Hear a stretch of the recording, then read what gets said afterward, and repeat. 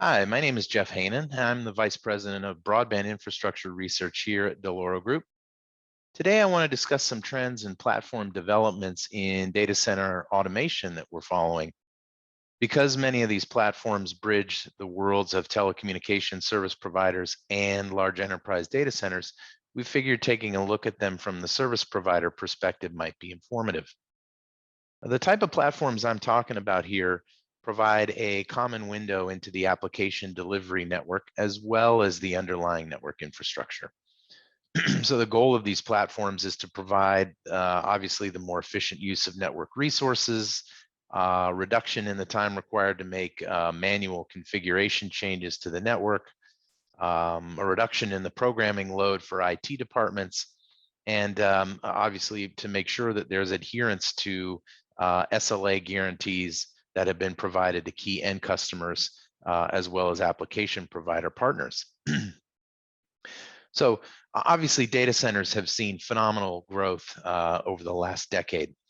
But even with that growth, we expect that data centers of all sizes are about to undergo a significant expansion as they start to process workloads from blockchain, Bitcoin, IoT, gigabit broadband, and 5G workloads. In fact, in our latest forecast, which was published earlier this month, we expect worldwide data center CapEx to reach $350 billion by 2026, and that represents a 5-year projected growth rate of 10%. We also forecast hyperscale cloud providers to double their data center spending over the next 5 years. So clearly, as the size and complexity of these data centers continue to increase, and as workload and application changes increase as well, the impact on the underlying network infrastructure supporting those workloads can be difficult to predict. Various organizations within the enterprise have different requirements that all must somehow be funneled into a common platform, really to prevent conflicting changes to the application delivery layer all the way down to the network infrastructure layer. In addition, each of these organizations can have very different timeframes for when these changes need to be completed and the process for which they need to be completed.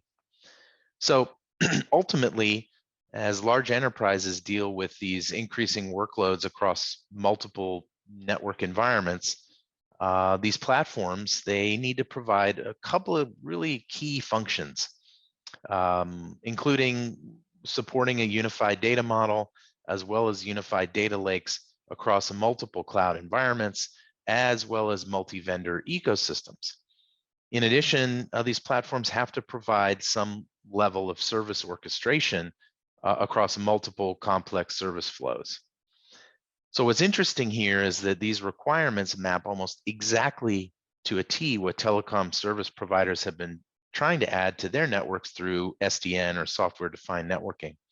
And really, at the heart of it, service providers and large enterprises are trying to answer the same question with similar tool sets.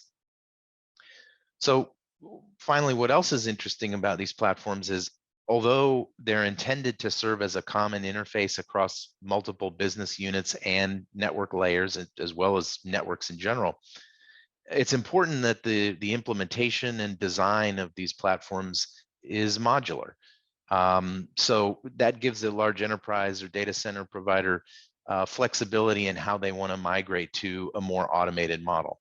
And they can do so at one that suits their organization's needs rather than the need of the vendor supplying that system. So, for example, the introduction of automation can first be done at the network infrastructure layer, and then over time evolved and migrated over to the application layer as well. So that's just a quick overview of some of the platforms and trends we're keeping our eyes on. For more details, check out the corresponding blog to this video. Thanks very much for listening in, and I hope to catch up with all of you again soon. Take care.